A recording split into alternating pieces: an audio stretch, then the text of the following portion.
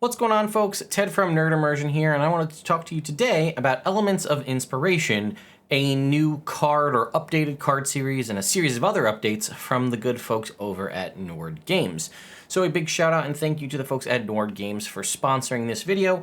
I just wanted to show off that I have, in fact, used a variety of Nord Games cards and decks and things throughout the history there. These happen to be some Tome of Beasts Wandering Monsters decks. We've got Wandering Monster Dungeon. I have a handful. I have the treasure ones as well. But if you're not familiar with Nord Games, well, this will be a great introduction as it's an opportunity to get a lot of what I showed you, but updated versions. So let's go ahead and take a look at their Kickstarter. Right now, there's 22 days left to go on Elements of Inspiration. It was funded in the first couple of hours, maybe in the first half an hour. It's obviously destroyed its funding goal here. So let's see what you're going to get. These Elements of Inspiration are a deck of cards designed to provide you with inspiration and concepts and things to help you plan out your campaign, whether to plan it out in advance or to start in the moment and then just use it to basically cover your ass if your players take you off on a tangent you weren't expecting. So it says, a set off for adventure with Elements of Inspiration, the most expansive, detailed, and dynamic tool for fantasy role-playing they've ever created. This is Nord Games, right? 420 card box set contains 9 different decks, each with a different environment. So that's kind of key here, right? We've got 9 different environments, and they cover the 9 most common settings that you'd encounter as a D&D player, right?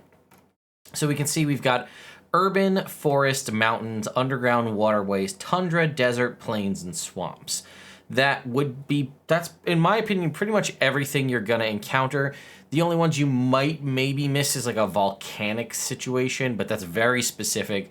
And maybe like the open sea, but waterways is here, so it's probably pretty much covered, right? So all of these different environments, and you'll have cards for each of them. You'll also see a variety of card types with these different little symbols on them, and they cover the 3 pillars of play that Wizards of the Coast has identified as what defines 5th edition. So we have exploration, social, and combat. That's what these 3 symbols are.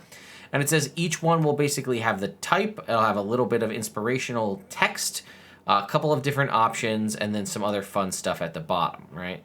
4 options listed that pertain to a keyword for added variety, and then the 3 options include things like the moon phase, weather conditions, and supernatural signs. Each of these cards can be used to form a more and more detailed picture as the story moves on. So here we have one here is Battlefield, right? This is what it shows right here.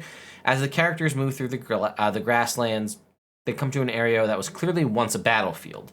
There might be hazards or something to be gained. And then we have 4 options, right? Haunted. The battlefield is still filled with armor and weapons, perhaps treasure, but is haunted by the ghosts of the deceased. Recent. The battle which occurred here was a relatively recent one, so people are still dying in the mess of blood and mud. Current. The fight is actually still ongoing and can be heard for miles around. Knights mounted on camels charge the flanks, while archers aim their bows at the advancing infantry. Or hazardous. There is a hazard in the center of the battlefield, such as quicksand or a fissure. What treasure makes it worth the risk? So basically, in this particular instance, you pull this card, and it's like, okay, the party's traveling through a grassland. What do we got? Okay, battlefield. And then you look through this, and you can say, okay, here's some stuff. This is an exploration-based one. It looks like it's either a full moon or a new moon.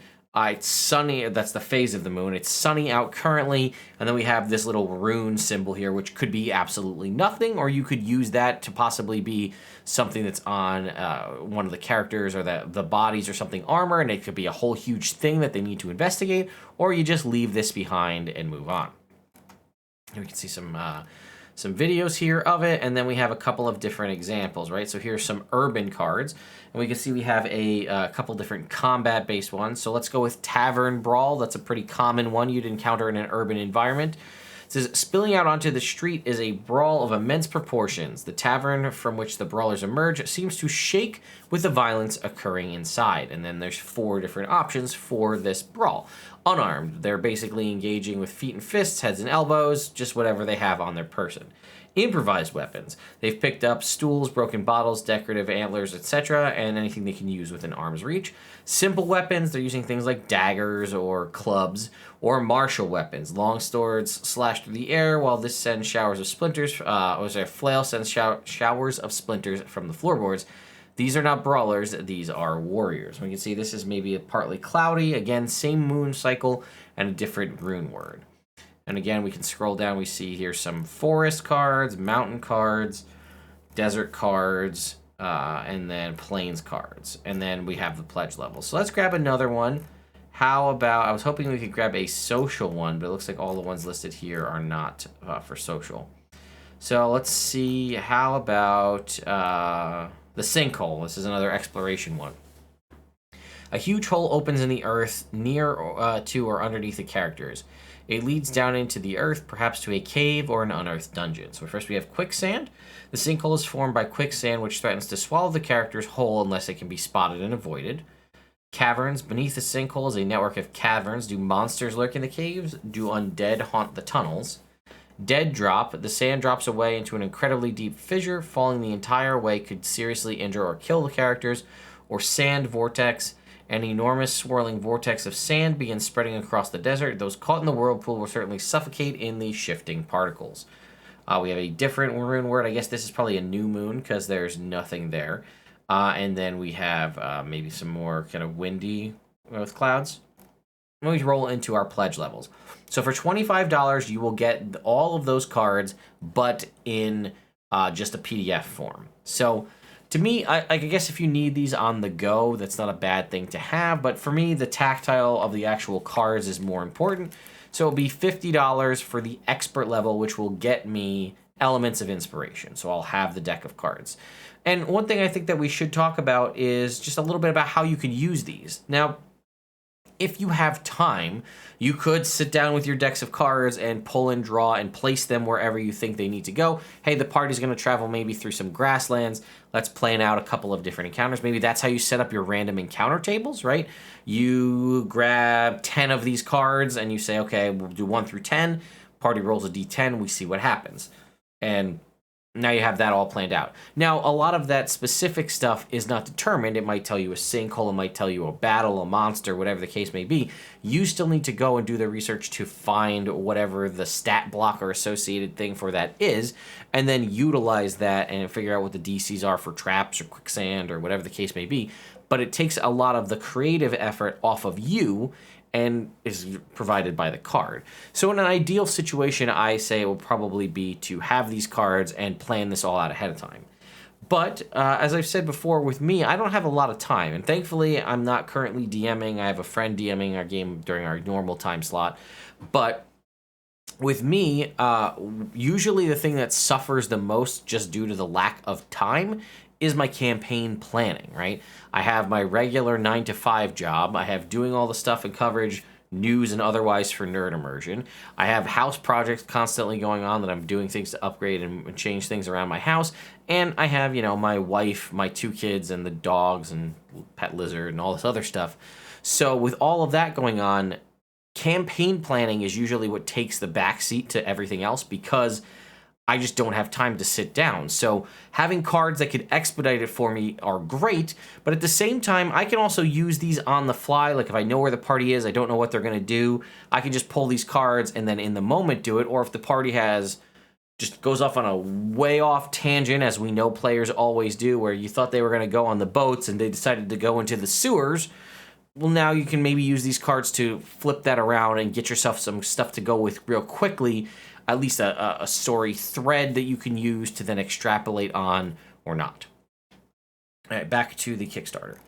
So for $60, which is probably the tier if you're going to go for this that I would say I would recommend going at, which would be Elements of Inspiration, the physical deck of cards, as well as the PDF. So now if you don't have the deck of cards with you, you can still access it on your phone or tablet or what have you, or you could just bring the cards. I mean, you could throw a tuck box. I also should point out these tuck boxes are very nice quality, at least these older ones were. I've seen some in the past, and I know that doesn't seem like a huge thing, but I've seen some other ones where like the second you open them up, the glue at the seams just starts to come undone and they fall apart. And that's really disheartening unless you want to put them in like a deck box or something else. And then for the $250 tier, this is probably the pinnacle that I would say. you will get the Epic Collection, which will give you everything. So I showed you some of the Wandering Monster cards. This will get you Elements of Inspiration, the updated set of Wandering Monster cards, the updated set of Treasure Trove cards, which I also have, and then the 3 other ones at the bottom: Treacherous Traps, Critical Rolls, and Objects of Intrigue. Now, Treacherous Traps, pretty self-explanatory. You want to throw traps in a dungeon. This will give you some opportunities to do that. Objects of Intrigue, I believe, is probably also pretty self-explanatory. Things of interest that you can add to add little seeds. And then Critical Rolls are for, I think, either critical hits or critical fumbles, and I think I might have those as well. Let you do different things. But if you have all of these in a set together, this could, like I said, do a great job of alleviating a lot of your campaign planning. You could just sit down there and, like a tarot reader, just out all your cards, and now you've planned out a session, maybe larger story arcs for a campaign, things of that nature. And then the legendary $300 bundle is all of those with also PDFs. So it says, Elements of Inspiration is the primary focus of this campaign, but it's not the only box set, as we discussed. We're taking this opportunity to enhance and re-release all of our previously published cards decks as box sets. These other box sets, which are also designed to enhance your role-playing games and storytelling, are all of the following. And then obviously you can choose to add on piecemeal if you'd like, and there's a little bit here about how the breakdown is and shipping and all of that. Nord Games has done, as you can see here, 23 other Kickstarters, so I wouldn't worry about them not delivering. It's also set to deliver in February of 2023, so you've got a little bit over a year to wait to get the final product in hand, but I do think from previous experience that it is worth it to go and check this out. So this one here, we have this Epic PDF. There's, let's see, this is receive a digital version of Elements of Inspiration. So you could get all of the PDFs for $125 if you want just the PDFs of everything. $250 is all physical cards, and as I said, $300 is for everything PDF and physical.